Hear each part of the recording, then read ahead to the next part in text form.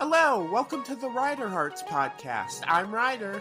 And I'm Heart. Welcome back to episode 4. We know you guys have been anticipating where we've been. We're not dead. We're pretty much alive. Yes, it's just that we've been having things in the works. It has been really difficult as we are still kids. We have been having scheduling conflicts, and on top of that, I did have papers in the beginning, so we had to take a short break, but we're back, finally. Yeah, we are looking for people as well. We could use artists, animators, editors. If you want to join the team, I'm always on Discord at Rider Heart. That's RIDERHEART. Add me anytime, and we can get some new cast members. We can get a team, and we can actually get this project going a little better. And you can always support us on our website through donations, even if it's a cent or $1. All of it is appreciated. Thank you. All right, without further ado, let's get started on our podcast, Season 1, Episode 4, Science and Tech. Yes, today we'll be talking about the one main thing that everyone knows about and no doubt has some little to maybe more of an information about.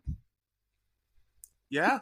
Well, we're going to be I think we could start off with tech here. You know, it's come a long way since before 2000. Like, phones have only been out since 2007. But even before then, we have some pretty cool things that have, like, evolved crazily. True.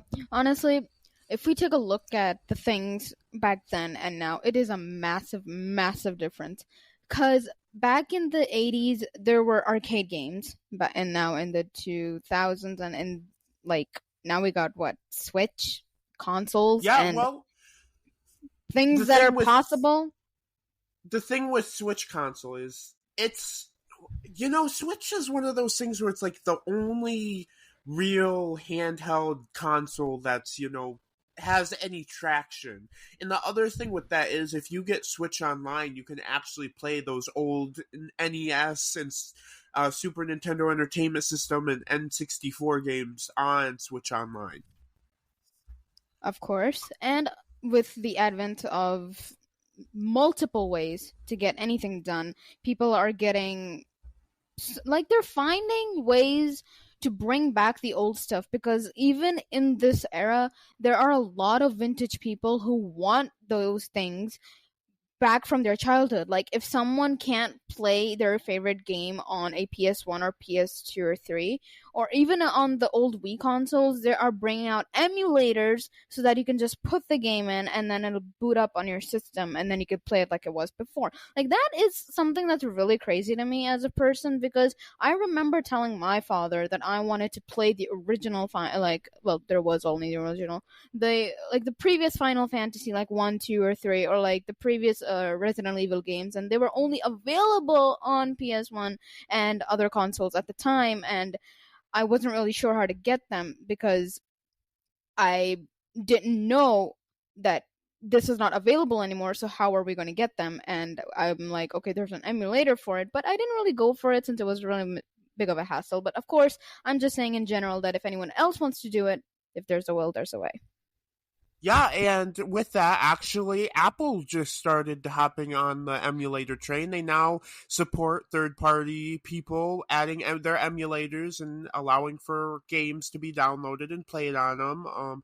I will recommend some eventually, in the podcast. I will recommend some good emulators, some good games, some good spots where you can safely download game files for games.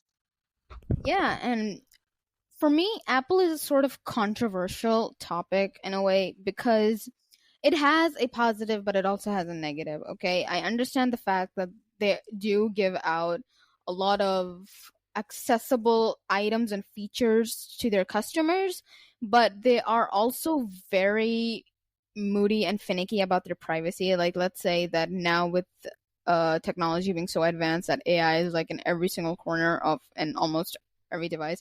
Like, the first AI that had come out, not like the first, obviously, because that was just a robot that you were talking to and having small prompts with, of course. But Alexa and Google Home, those were slightly. That was like the first version maybe that was perfected, and people bought that, and Alexa was really helpful. Google was really helpful. Siri has been there for quite a while. People were using them, but obviously it sometimes also has a disadvantage. And with Apple coming out with their new iOS software, they are adding in AI, which will track your calls, your messages, and basically your entire privacy is going to be in their server.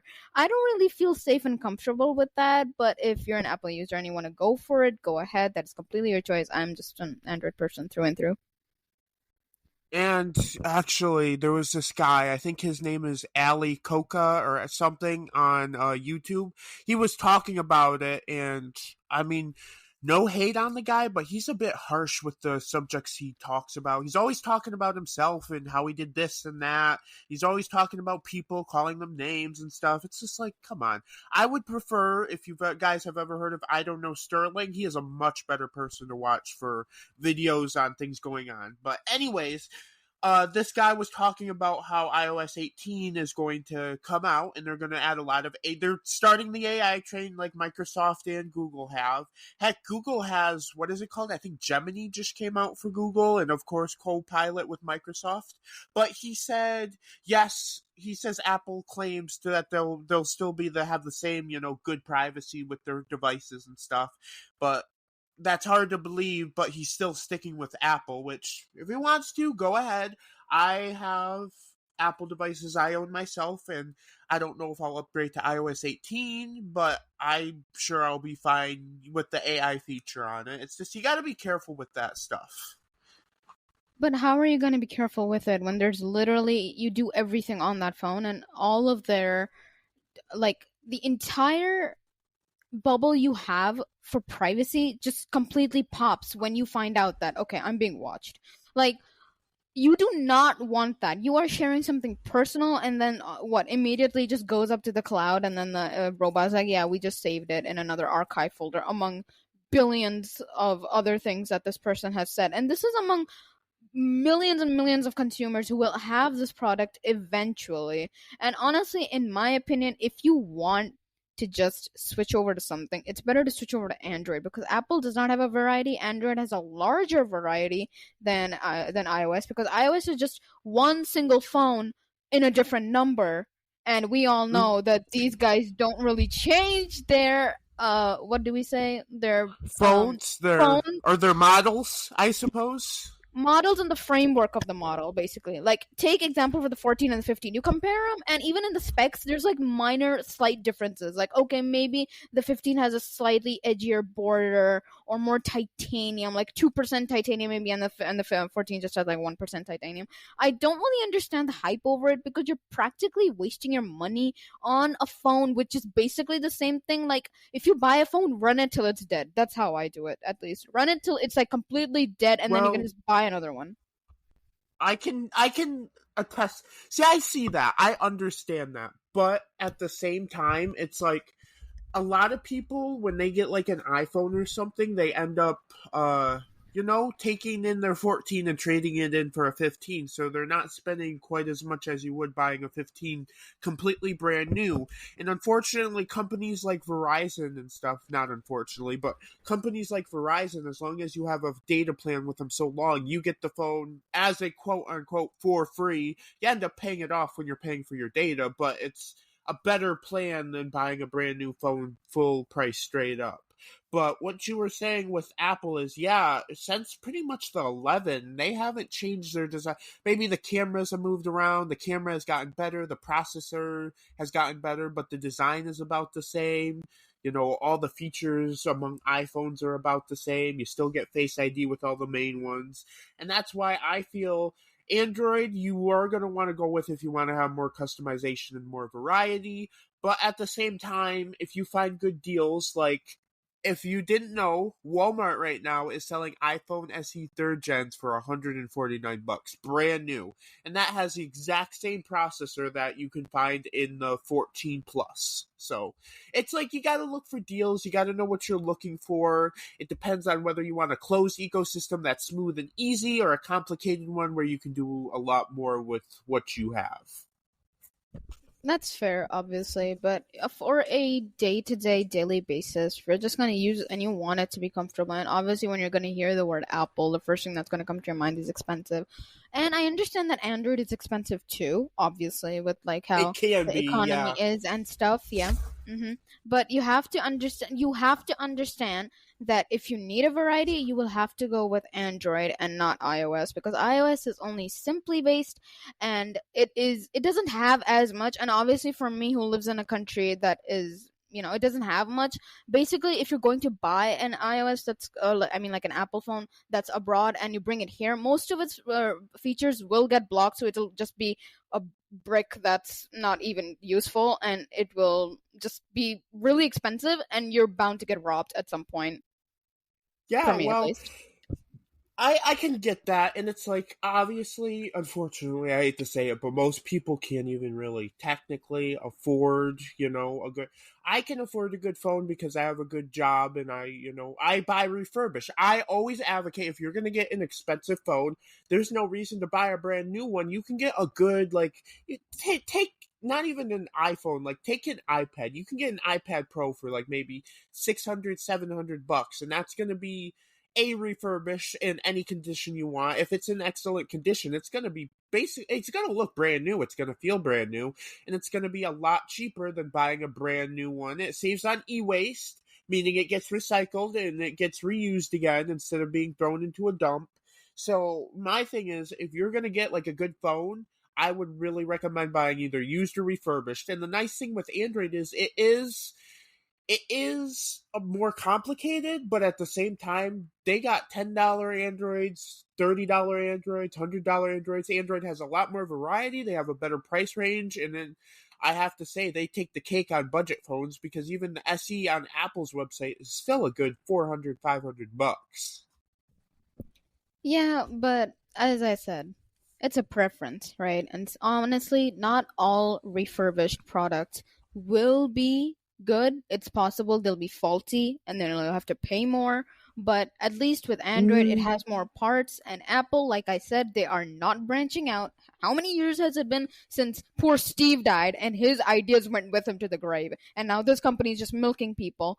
And for like their money and stuff, and like the proper idea, like who even brought out the entire concept of the iPhone and the iPod? Like iPod doesn't even exist anymore, it's not even there. They There are canceled versions. it, yeah. Yeah, they canceled it. Like iPod was so much fun. iPod Shuffle was the thing back then. People wanted it. It was really popular, and then they just came up and canceled it for whatever reason, even though it was making them money, right? So as the way I see it, they do have people working at the company, but it's just not brand new, fresh ideas with whatever they're bringing, because it's just the same thing on a repetitive cycle. And now they've have their VR headset, which honestly not worth the money, guys. Do not buy it. Oh You're my better off god, buying don't it. even You're better off buying an don't Oculus.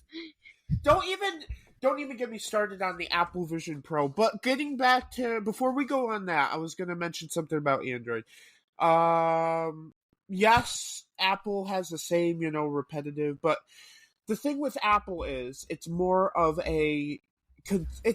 like um for artists and stuff. At least their iPads and stuff and their MacBooks and iMacs, those are for content creation. So if you're going to be like a professional creator and you want like a premium feel and a premium services you can't even get on any other OS, you're gonna want to probably go with an a Apple device. But as for the refurbished thing, a lot of places like Amazon, I've ordered countless devices off of Amazon, and you can return completely free. 90 days you can return for any reason.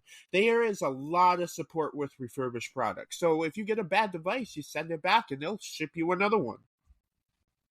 That's over there, I suppose. I'm not really sure about here because refurbished here is just in the market and stuff. And yeah, you can, but again, tons of frauds, tons of scammers. You just got to be careful. That's why most people just either trade it in with a friend they trust or some dealer they know personally. So it mostly works like that for me here.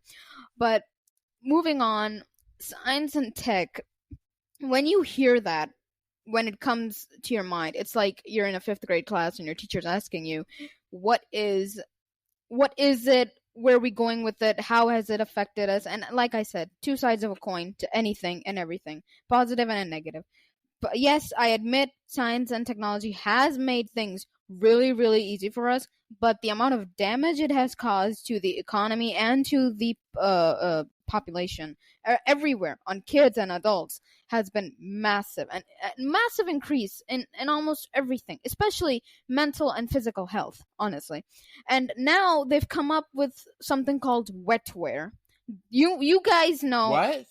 Yeah, let me explain something to you. We know two things, and two things existed before.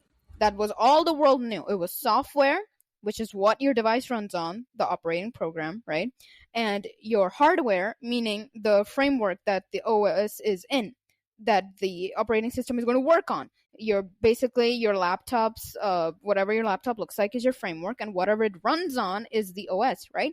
Those were software and hardware, and which have been there for years now. Now scientists have created something called wetware, where it's got nothing to do with animals or veterinarians. And no, this is not some degenerate joke. It's an actual thing where they have basically taken a few microorganisms. They've trained microorganisms in a way where they do work, but they're very tiny workers. And when they do proper work, they hit them with a rush of dopamine, so they get all high and jumpy and they get excited. But when they do something wrong, they're hit with an electrical impulse so that they know that, okay, we did this wrong. They're basically training small microorganisms to do work on a faster, on a rapid pace rather than humans.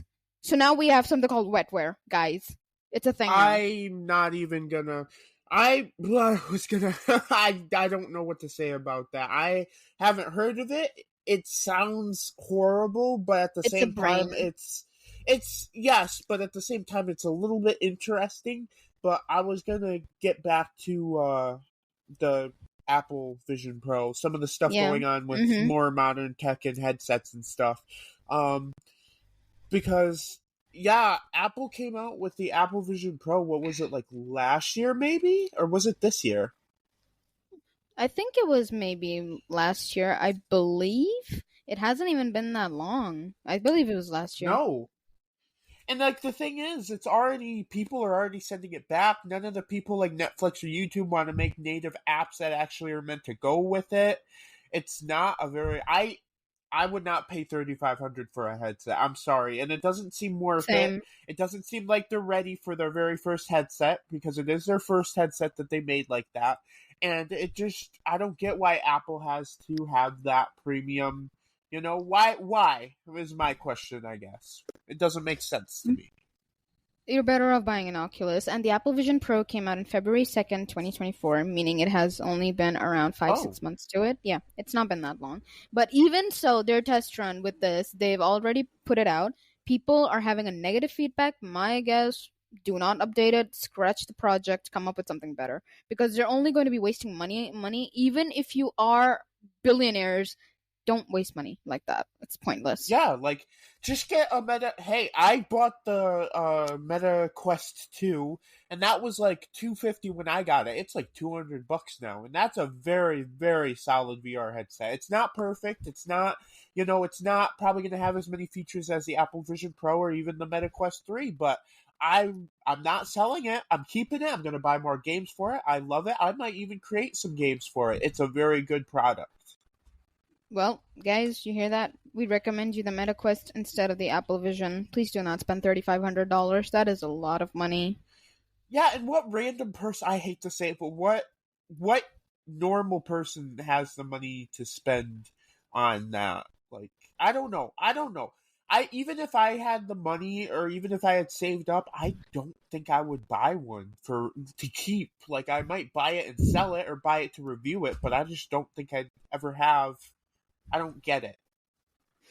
I don't get it either. I've never been that big of a fan for Apple. Yes, I understand your point that if you want premium feels for a major project and you're going to want to have heavy editing software or something for business or for creativity, sure, Apple is your go-to. Go ahead. You want it? Fine. Go with it. It's fine. Even though Android still has better options which are more affordable and you can connect them like basically to almost any device because Apple is exclusively Apple. Your Well, watch is not going to connect to the laptop or anything. It's only going to connect to your phone. obviously, Because it's going to recognize, obviously. oh, you're Apple. I'm gonna just connect to you. I'm not going to connect to the laptop because it's not like that. The thing is, when once you go Apple, you literally have to buy all of their products, and they're just going to be milking more money out of you because without them interlinking with each other, it's a major, major hassle. So when you go with Android, it will connect with almost anything seamlessly nowadays. But when you go with Apple, you have to like buy the entire ecosystem, maybe sell your kidney or leg and go broke, and Oh then be my like, okay, god. now I can work. Now I can work. Yeah, when I do my commissions and I get enough money, I can like get a robotic leg or a kidney transplanted in me. Yeah, sold half Oh of my my body just lord. for an ecosystem. I don't think you understand though, because I connect my iCloud, I connect my photos to my PC. I can pull anything on my iPhone instantly in a minute to work on my project. So Apple does have Yeah. support software wise with other things. But yes, if you get an Apple product, chances are other Apple products aren't going to work with other things. And the thing with Android is Android really doesn't have. I mean, you can connect your Google Drive and stuff, but you can't connect it to like the Files app like you can with iOS.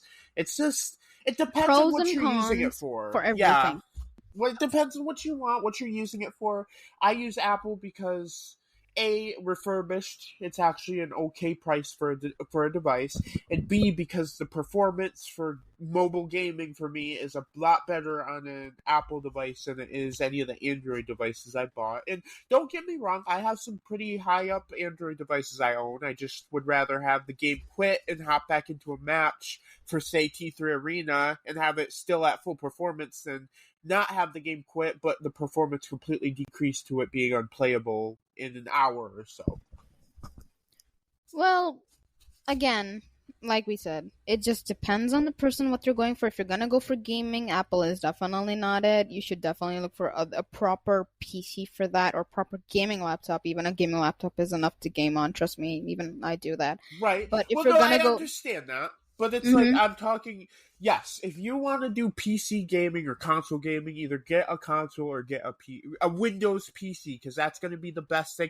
And the thing with Windows PCs is you can pretty much almost always upgrade them. But in terms of mobile gaming, for me, I'm going to have to go with the iPhone or the iPad just because Apple, anything like even older than like 2015 or 20, let's say 2018, 2019, is going to have the good performance to run your game smoothly. And if a game does quit, you'll be able to hop back in at that same performance rather than having like a FPS decrease or something. Well, I personally can't totally say it since I've never been near an Apple device. It's pretty much impossible to be because since everyone here is Android and stuff. I'm not sure if I'll ever get it in the future, but if I ever do, Hey there. I'll probably I'll, I'll probably let you know and stuff. But moving on, let's say, how has technology affected us in the positive and the negative impact? Well, let's compare back to a few years, or well, let's say 56 years, I suppose. We didn't have all of the appliances we do today, do we? We didn't have all the accessibilities to certain items or certain products that are needed for a lot of disabled people. We have made it so far to the point that we want comfort that we didn't know how far we had gone to the point that it was really destroying everyone in the process. There is a documentary called The Social Dilemma. I cannot stress this enough that everyone, and I mean everyone, should watch that documentary. Oh, That Lord. documentary is about the, like, let's say I'm not sure, maybe the founding co-executives or producers from major companies like Apple or Samsung or Google. They left those companies, or Pinterest, even Snapchat, Twitter. They left those companies and they all gathered, and the Netflix people or whatever, they found them and they made a documentary like, what is it about the social media aspect that's affecting everyone? And the way they described everything in depth and the way they showed it makes everything perfect sense. It's not brainwashing. It's not anything that's meant to deviate you from your social media. You can watch it and still be on social media. I have watched it and I'm still on social media, but am I on it as much as I might have been before? Probably not. Because the thing about it with social media, which also comes under the science and tech category, is that they're all watching you at all times. Okay, your data is recorded 24/7 from the minute you open your phone to the minute you enter the app to the minute you leave it. And don't you sort of find it a little funny that in the latest updates of Insta and WhatsApp, they've added in this Meta AI that's been branched out to you, that it's supposed to help you? But I don't really trust these companies, so I'm pretty sure they're tracking whatever I'm saying as well. Even though WhatsApp has their words that we do not track your data, it is an end-to-end encryption. Yeah, I totally believe that, but okay. Aside that, The Social Dilemma was a documentary that perfectly encapsulated how teenagers and adults have been affected by the recent media and technologies that have come up, and we keep on going to that one comfort goal that we don't see all of the mess that we've left behind. We're working towards to make it more easier for us. But has anyone ever asked themselves that, yeah, like, we've made it accessible for us, but is there a limit to stopping? Like, is there ever a limit that we're going to stop to the point that we're going to make it accessible, or like so accessible to the point where we don't have to do anything? Like, artists nowadays are working so hard, especially small artists, music artists, or creative designers. They are underrated and they need support, and all the major big companies are like getting enough money out of it. That's like on them, I suppose. But even, or any sort of an artist is completely being taken over by one thing: artificial intelligence. Artificial intelligence has gone so far beyond that it is recreating music, and it will soon be able to, like, all you have to do is just type in like what, 5 words, and it'll make up an entire professional YouTube video for you. Like, all of the hard work that people put in is completely gone to waste with this if it is not stopped. And of course, we know that we make memes about Elon Musk a lot, right? Yeah, okay, fine. The guy's still a genius. He has his own points, and he's completely right about the fact that if they don't stop with their experimentation on AI, it will sort of get out of hand. I'm sure everyone has seen that video circulating around on the internet where there was this sort of chat bot. They were talking to each other on ChatGPT or something, right? Or it was a Google. I believe it was Google. ChatGPT was not there before. It was a Google. It was basically two Google AIs talking to each other, right? And they were communicating as if it was completely normal for them. But once they found out from which location they were talking from, they completely disconnected. Now, that's the funny part to me, right? Like, why all of a sudden do they know more than they are letting on? Because you sort of need to have a limit. When you create something, you need to create a backdoor to it. People will eventually start making memes like it's the Terminator and everything, and the robots are going to take over the world. You know what? If eventually they might, if these people don't stop experimenting, because ChatGPT and open source is just something that's given to the public to mess with. But what about everything that's in the back that they're covering from you? They are covering those things from you for a reason, because they know that if it gets out to the public, it will be used in a negative sense, and obviously something or the other, a switch it's going to flip, and something is going to fall over, and then it'll be a mess everywhere until it's taken care of. In my opinion, if you're just going to make something, at least keep a backdoor to it so you can immediately shut it down before it gets out of hand. Because what happens is, when it's not going to be in control, it's going to start having a mind of its own, and it's start going to go somewhere where it's not supposed to go to. There's this YouTuber named Nexpo who made and please do subscribe to him. He's a really great content creator, and his videos are really professional and really well made. He made a video which was called The Disturbing Art of AI, where he talked about a Twitter AI programmer and user. She basically programs and trains AI models. She takes them, she trains them, she asks them things, and then they have to respond to her in a manner she's trained them in, right? That's how you do it. But one day she asked this AI model to give her a picture of an actor from The Godfather, I believe, and the AI understood what it was being told, but it gave a picture of a skyline, of a weird city skyline. That's not, it knew what the person said. The prompt was, you're supposed to give me a picture of this actor. How do you see it? That's how the AI saw it. That's what it gave her. The AI gave her an image of a skyline as if that's how it saw this actor from the Godfather movie. Now that is what the interesting part is. It's a really amazing video. You guys can go watch it on Nextpo's channel, and it really explains the in-depth parts of AI that we really don't understand. And honestly, it is really scary because it's like you are programming this thing, but it's like it knows more about you than you know more about it, even though you created it. Like, isn't that concerning or scary to you that you created something, but it knows more about you than you gave it? And it's just doing things on its own in the back and it's hiding things from you? And it's not even that big of a machine? Like, I personally find that to be a no-no zone, and someone should actually come up with a security measure. And speaking of securities, yes, there have been, with the advent of major companies coming up with way more, let's say, many ways to protect your data privacy. Data breaches are a thing. Hackers are skilled. They'll take your personal info, your bank details, maybe dox you, or maybe do even something dangerous. Sniper wolf.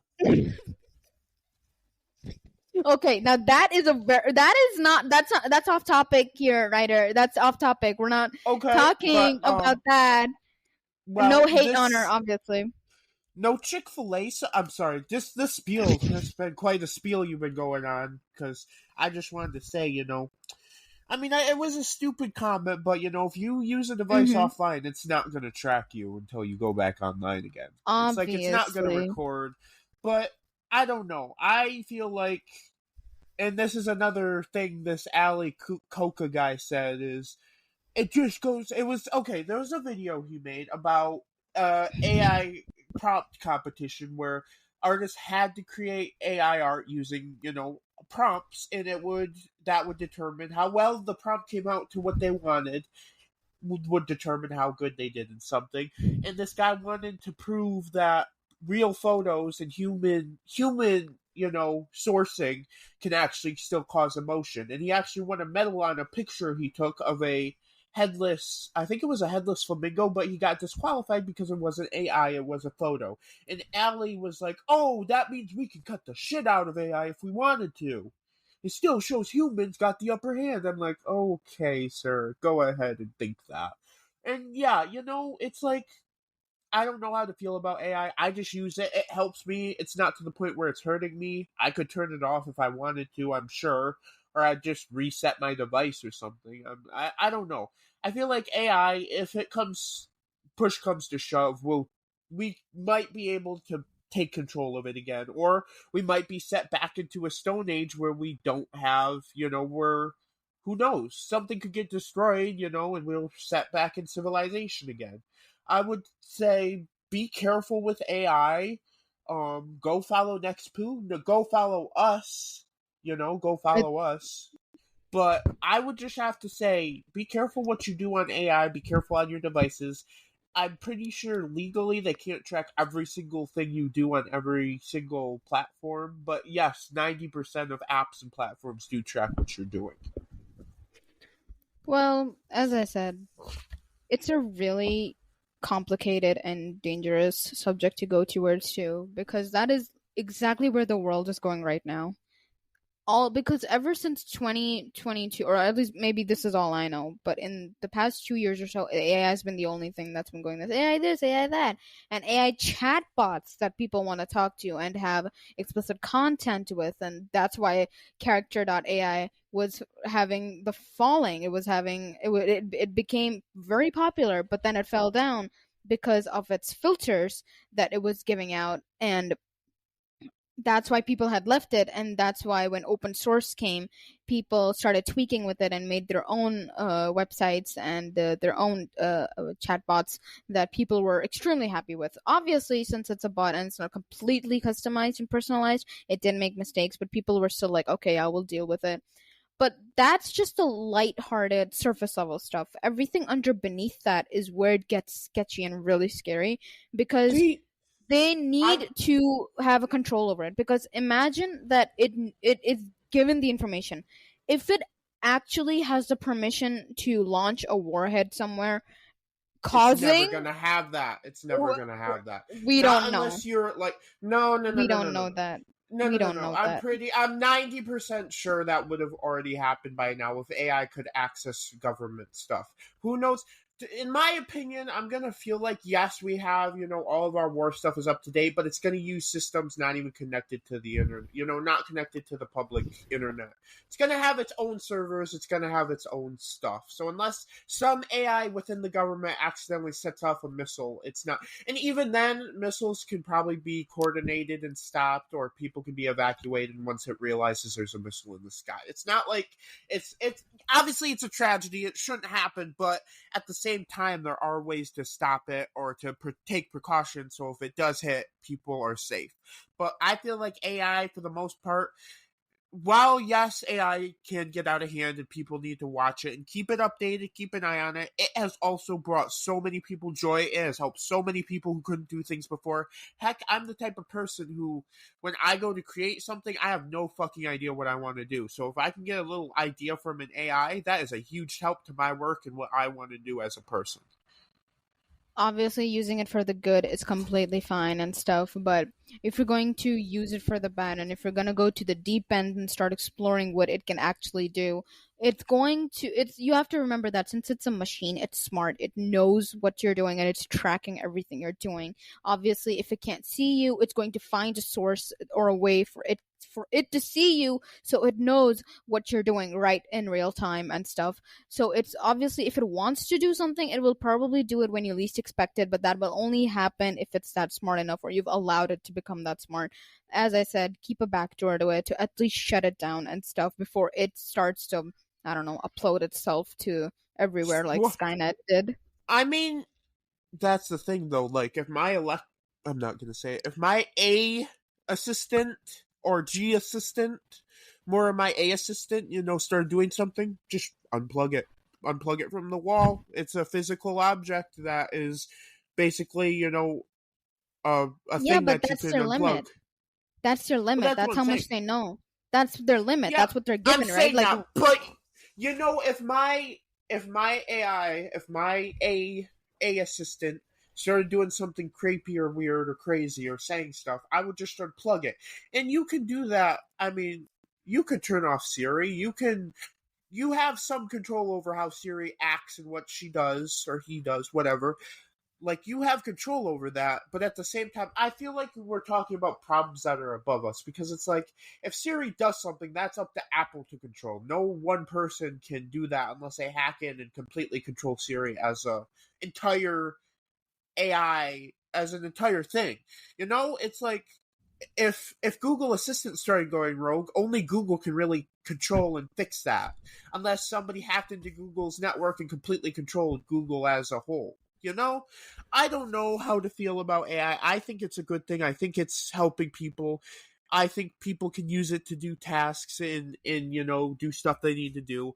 And at the same time, the back doors with everything, yes, you should have a way to stop something. But then again, all the rabbit holes and all the deep lore and all the creepy stuff, that's with anything. There's cases on murders or events or buildings that have horrible backstories or deep backstories. Heck, analog horror. So it's like, it's one of those things you're going to get with anything. That's, yes, there's going to be deep backstories. And for me, it's one of those things, like, I've never created an AI robot. I've never been a part of, an AI thing. I can't say anything until I've physically done it, what it can and can't do.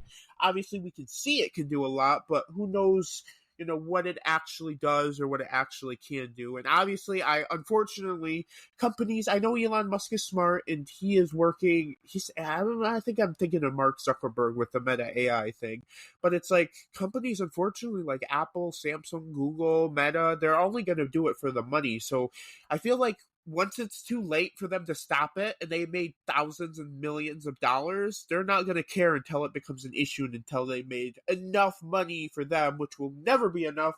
So until a big issue occurs, they're probably just going to keep on advancing it, working on it, making it stronger, making it better. And yes, AI does track you and stuff. And who knows, someday it might get to the point where AI may be able to help you without being connected to the internet, without tracking you completely, because you can use Google Assistant without it knowing your browser history or all your data. In fact, you can still use Google to open apps offline. So it's like it's gotten to the point where yes, it can be a little creepy and it's advanced, it's good, but at the same time, if you use it properly, you should not have any issues with it. That's fair, but what I don't understand sometimes is that people take it just a bit too far, and I understand that it's for their selfish and greed and other what they call revolutionary ideas, but they'll always see things beyond other people's comprehension, that their ideas come first. Rest of humanity can go screw itself, like that doesn't really matter. And that's the part where it starts getting just a little too much and they need to draw the line over that. But obviously nothing's really happening yet. This is See, that's just what sort I'm of like saying. a It's like, question. Yeah. I guess, okay. All right. Yes, some stuff has happened. My question is right now, what's the worst thing AI has done to people? I mean, as a mass, like whole cities going up in like it's not that bad. Unfortunately, there are cases where AI people, and that's kind of the person's fault. And AI will say, kill, not kill. I think there's a story on somebody who was talking to an AI, and they were having a really bad time, and they asked some weird question about what should I go away or should I kill myself or should I be one with you. And I guess some guy took his own life to be with this quote unquote AI. So it's like, yes, AI can be it can be dangerous, it can be harmful, it can be manipulative, but at the same time, most AI, when you go to use an AI feature, most of them will say, do not take this, personally. Do not take this as realistic. Don't use this for medical stuff. Don't use this as an actual diagnostic because it's not meant to be that. It's supposed to, give you tips and help you out, not be your doctor or replace your doctor. So it's just like you got to have a little bit of common sense when using AI, but you also got to be careful and look for signs. Obviously. And of course, that's completely, to oneself and how they take care of that situation. In my opinion, if you're gonna make like an AI robot or an AI software, put limitations at it where it's only supposed to help you, so the actual human can do the work itself, because AI will never ever be what an actual human is, no matter how much they perfect it, no matter how much they can attach these robotic skins or sensors in it that make you feel like it's human, because it's never going to be human, because the presence of an actual human instead of a framework of metal and artificial skin is never going to feel the same, because it's just too in depth of a connection that for a robot to be able to replicate that, and I don't think they can. But as I said, you guys just stay safe out there. It is a crazy time, so just take your precautions. Use it for helping, use it for pickup lines or date ideas or jokes or truth or dares, like your 14-year-old middle schoolers, but that's up to you, obviously. Just use it for lighthearted surface level stuff. If you want actual heavy professional work, I suggest you just do that yourself. It's better if you do it yourself. You'll get experience from it, you'll learn, you'll have knowledge, and the AI can just help you on like small minor things here and there. Like it can help you with homework too. That's completely fine if you want that as well. Just like I said, minor lighthearted stuff. Aside that, now Well, that hold on. we've yeah. At the same time, I mean, this is all about, AI tech, all that. So at the same time, it's like, I guess the idea is, and that's what's nice about AI, sort of nice about AI. If multiple people are using it, they can find bugs, they can find flaws, they could find things that the AI shouldn't be doing. So that's why I get some people ask weird questions or try and dive deeper, is they want to know what threats could potentially come to the human race so they can prevent, you know, I get, yes, a lot of it is for selfish gain and for money and for what we can do to, be mean to all the other people on the planet or to hurt people. But sometimes it can not exactly save lives right now, but it can give us an idea of what AI might be like or how they might act in the future. But my thing is, I don't really use AI that much. Sure, I use smart assistants all the time, but nothing I'm telling a smart assistant is going to get, it's going to be stupid or ridiculous or gonna get me in trouble, I mean, what are you gonna say to an AI that I don't know?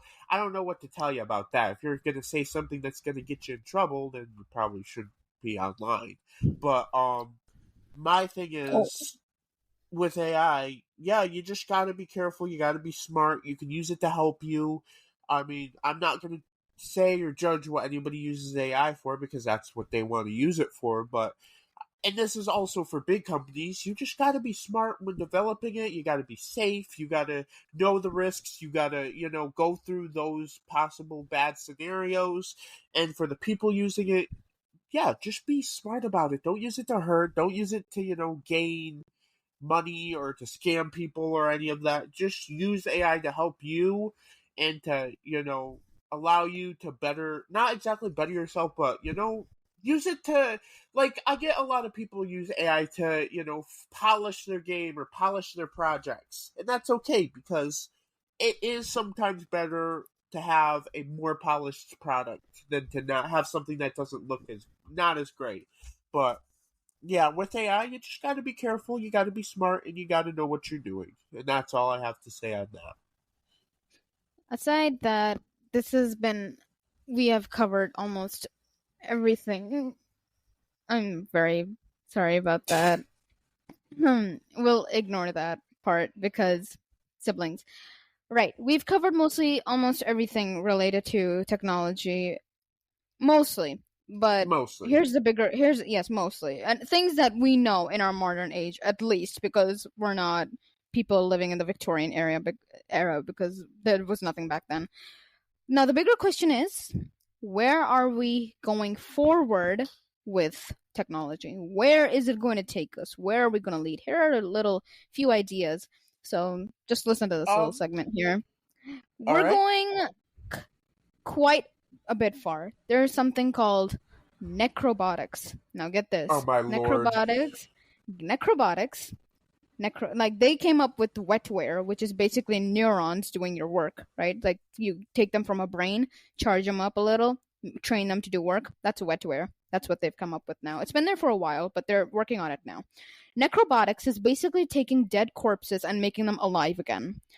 Oh, And my alive lord. again to yes, making them alive again to do work. They basically did an experiment on a rice at on not a rice actually, on a spider at Rice University, where they basically the spider was dead, and then they injected the spider with air because this works. It does work because spiders use hydraulics to force their version of blood, which is a hemolymph, into their limbs, and it makes them extend. So they injected the spider with air, and it became a robot-like grappler. And it's this thing is it's real. It was a success, and it's in its infant stages, but it's working. The next thing that they're trying to make is e-skin. Guys, I'm not really sure how they're gonna come up with this, but eSkin is basically a wireless soft eSkin, which is being developed by engineers at City University of Hong Kong. It could one day make giving and receiving hugs over the internet a reality, Oh my. apparently. Okay, so it's basically the idea of being able to feel Yeah. other vibrations, pulses, emotions, other things from Mm-hmm. another person. So it's basically Yes. like having robotic emotions, so to speak, a Yeah. robotic feelings from another person.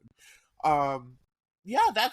I will admit that is cool as long as somebody's sleeping and they slap a skin and then torture themselves, torturing the other person. as long as it doesn't get out of hand, it will be a very cool thing. And that actually, if you're thinking about it, people who have been burned in certain areas of their body or can't feel things in certain areas, if they can get that skin on them, then that will help them be able to feel again. That's pretty cool. It is pretty cool. The way this e-skin works is that it has flexible actuators in it.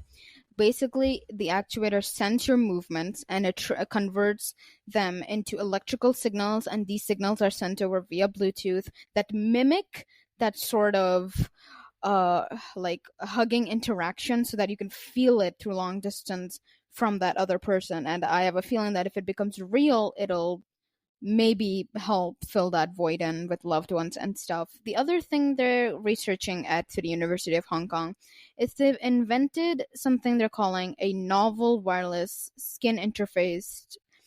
And in other words, it's VR attachments that let you smell stuff. So What? they're basically smells that are generated by devices heating and melting odorous wax that releases adjustable concentrations of stink. There are two versions of this tech, apparently. So VR that will be able to let you smell things. Isn't that Okay, nice? that's People cool. are I going to mean, make jokes. then again, okay, my thing with the skin thing is, some people are going to use that in the bedroom. People are going to be applying that and then getting, getting off by their cousin in, Africa. I don't know, man. I'm just That's saying, that's pretty people far. yeah, but people are, people just like to take things to another level when it's the most innocent product ever made.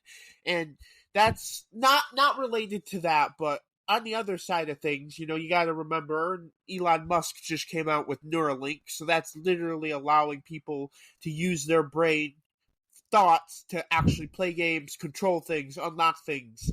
That is literally like the future to humanoids, human robot people, pretty much. Yeah, So it's but like it's mhm. it's in its early stages, but it's if he's already working on it and it already has prototypes and people have tried it, it's gonna probably become an actual thing. And I was gonna say, let's go back. Looking at the history. The first iPhone came out in like 2007. Then the Android came out. The HTC Dream was the first Android that came out in 2008.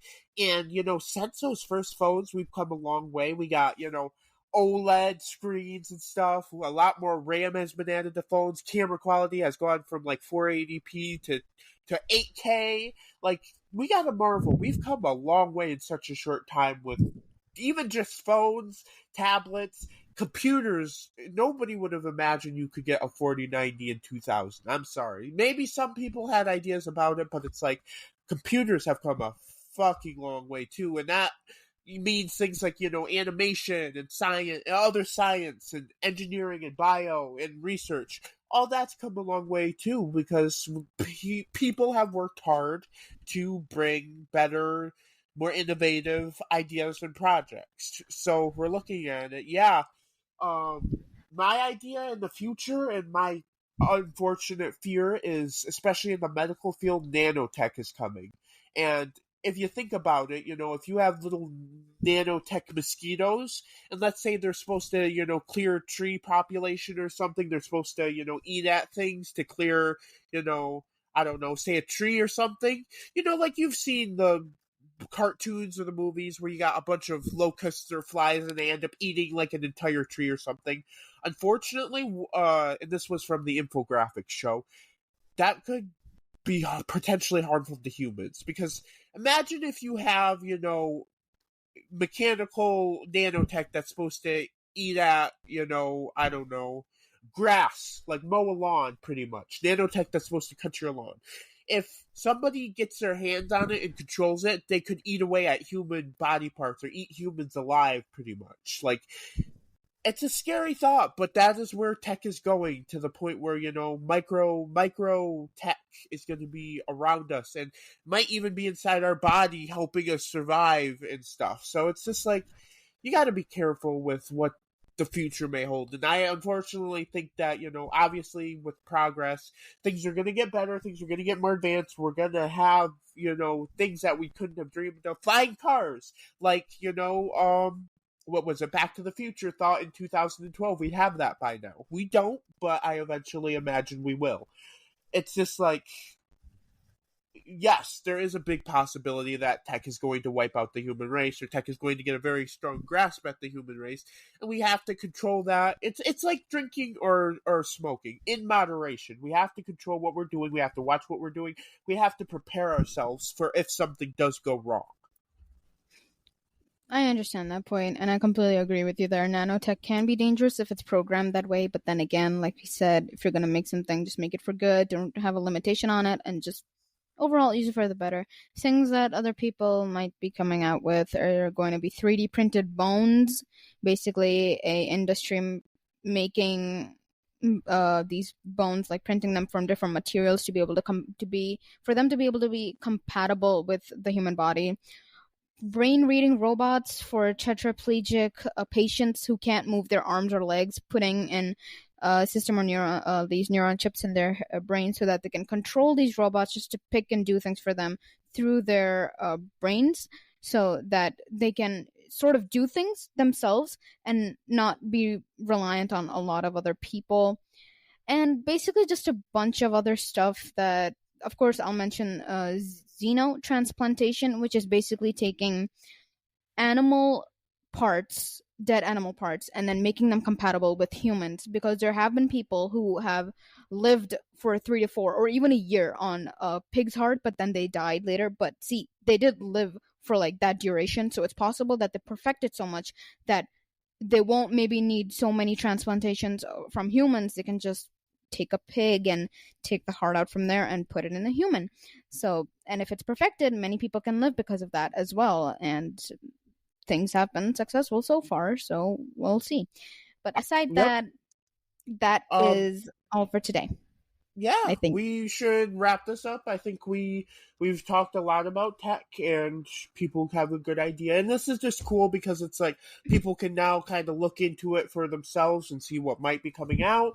They get a better awareness about, you should be really focusing on what you do with tech and how you use it. And it's just a good, fun, general, thing. And I mean, while we didn't get too much into like consoles and phones and tech, we did get into a very big pressing matter today, and that is, AI and data and privacy and stuff. And I mean, it's just a little bit of common sense that people should be watching, and they should be alert and know what they're doing and what's going on with the stuff they use. But yeah, I think we should wrap it up. And yeah, I had a good time. Well, we did talk about pressing matters today because they are the ones that are more important in the modern era now, because phones and laptops and consoles have been there for years and everyone has at least little to more information about them. And, it's completely fine, because talking about that's completely fine for people to listen to. But I feel like if you bring in another idea, they'll want to know more about it. But yeah, thank you guys for listening today. It has been really fun talking about science and tech and getting to know all about what the world is going towards and how far we've come and the dangers of it, the negative, the positive, the everything about it. Thank you for listening. I'm your host, Hart. And I'm Ryder. And thank you for listening. We are Sayonara Wild Hearts. Wild Hearts.